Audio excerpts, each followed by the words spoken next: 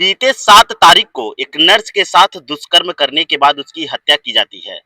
जी हाँ, हम बात कर रहे हैं संत कबीरनगर जिले की, जहां सिमरियावा क्षेत्र के टेमा रहमत चौराहे पर एक स्थित संस हॉस्पिटल, जहां पर बीते 7 तारीख को उसी हॉस्पिटल में कार्यरत एक नर्स की हत्या कर दी जाती है, अर्थात उसका शव मिलता है।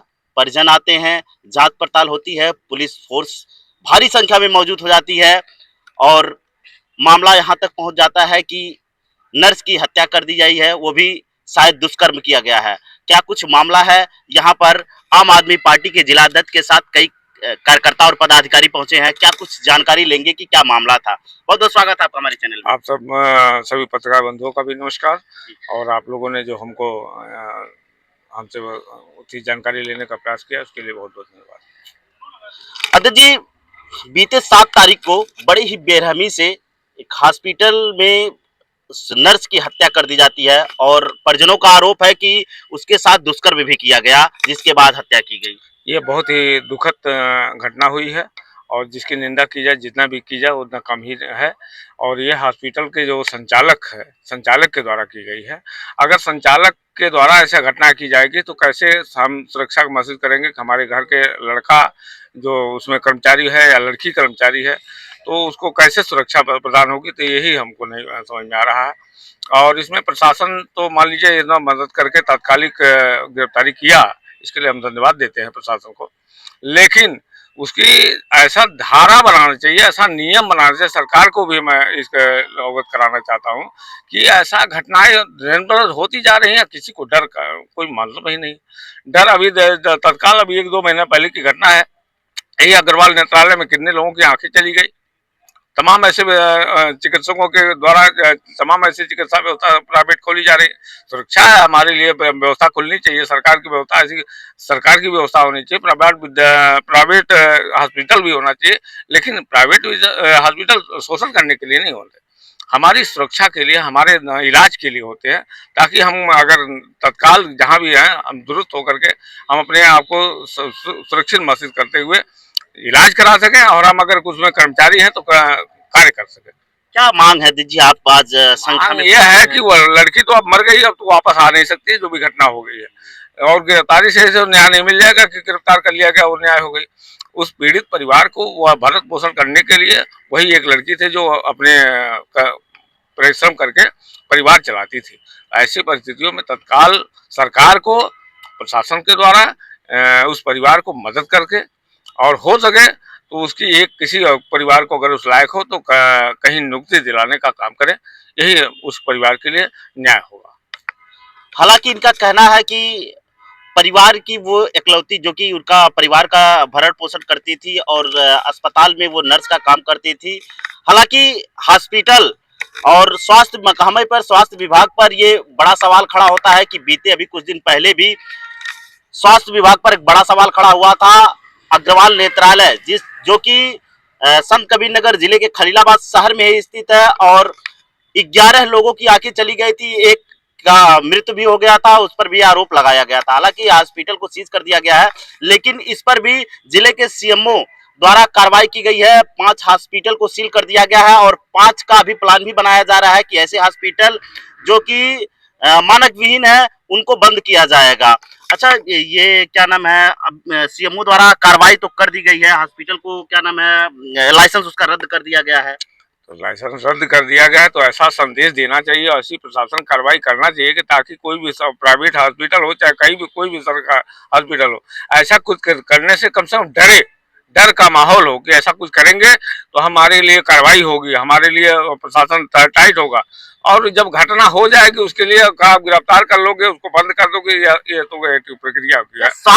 स्वास्थ्य महकमा जो स्वास्थ्य विभाग क्या इस घटने का इंतजार करता है? आखिर पहले क्यों नहीं? यही मैं कहना चाहता हूँ कि जब घटना घट जाती है तो आप कुछ भी कर लो, व्यक्ति तो वापस आएगा नहीं, वो तो मर चुका। आप घटना हो गई, उसके बाद का कुछ प्रक्रिया कुछ करोगे, उससे क्या मतलब होता है? ये स्वास्थ्य विभाग की बड़ी लापरवाही। वही टाइट पहले कर दी जाए तो शायद न तो हॉस्पिटल बंद होने के कंडीशन आएगा और न किसी प्रकार की कोई हम लोग खड़े होने का ऐसा कंडीशन आएगा। सारे लोग सही रहेंगे।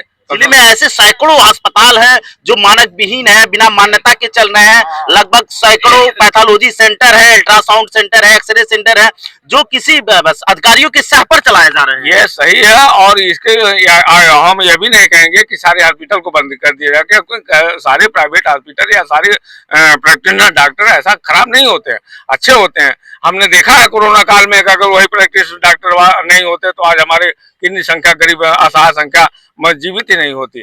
लेकिन सभी नहीं गलत होते हैं, गलत अगर होते हैं तो चिन्हित करके उनकी सीएमओ, माननीय सीएमओ द्वारा ये होता चाहिए कि हॉस्पिटल में कम से कम दौरा होना चाहिए, जांच होनी चाहिए। कम से कम उस प्रबंधक को या उस संचालक को डर रहेगा कि हमारे हॉस्पिटल में ऐसी कोई घटना न घटने पाए, कोई दिक्कत न होने पाए, कोई शिकायत न जाने पाए, तो डर का कम से कम बनी रहनी चाहिए। आम आदमी पार्टी और अन्य जो मानक विहीन हॉस्पिटल चल रहे हैं उनके लिए क्या मानक विहीन है, और कहीं से भी अगर गलती उनको पाई जाती है तो उसके लिए हम प्रशासन से हमेशा मांग करेंगे कि उनके ऊपर कार्रवाई हो। लेकिन किसी निर्दोष व्यक्ति या निर्दोष जगहों पे ऐसे नहीं होना चाहिए। दोषी को अगर वो मानक अनुरूप नहीं है तो सजा होनी चाहिए।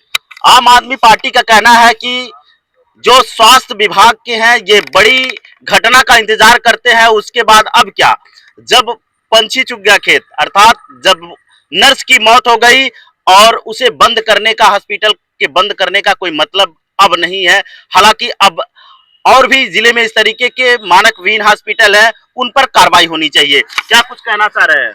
जी, मेरा नाम मोहम्मद मेहताब है, जिलाध्यक्ष छात्र युवा संघर्ष समिति संत कबीर नगर। जैसे एक स्लोगन दिया जाता है हमारे भारत में, बेटी बचाओ बेटी पढ़ाओ, उस स्लोगन का कहीं अर्थ नहीं निकल पाता है। ऐसी कृत्य जब जिले में होने लगे हमारे, एक बेटी जो शाम के समय अपनी ड्यूटी पे थी, उसके साथ जिसकी सरपरस्ती में वो अपनी ड्यूटी कर रही थी, अपना भरण पोषण कर रही थी, वही एक भक्षक बन जाए, जब रक्षक ही भक्षक बन जाए तो ऐसी स्थिति में हम क्या कर सकते हैं।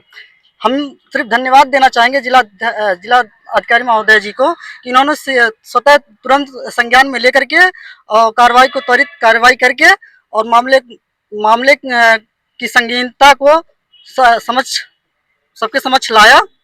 और हम आज जो हमारी जो मांगे हैं, आप युवा नेता हैं और इस तरीके के लगभग सैकड़ों अस्पताल जिले में अभी अवैध तरीके से चल रहे हैं, इस पर क्या कहना चाह रहे हैं?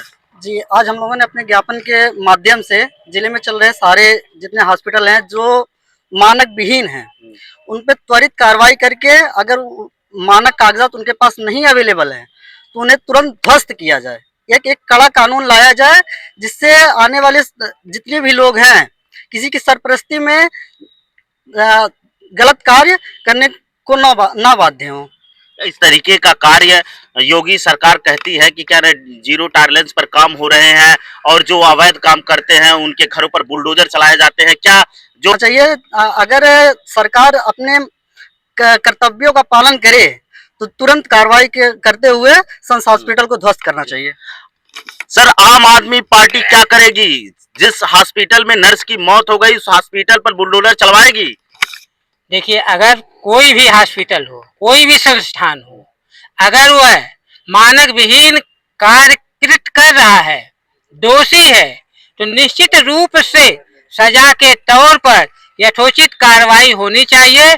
चाहे उसके हॉस्पिटल को ध्वस्त करना हो, चाहे अगर कोई शिक्षा संस्थान भी है वो भी अगर इस दायरे में आता है तो ऐसे शिक्षा संस्थान को भी ध्वस्त कर देना चाहिए।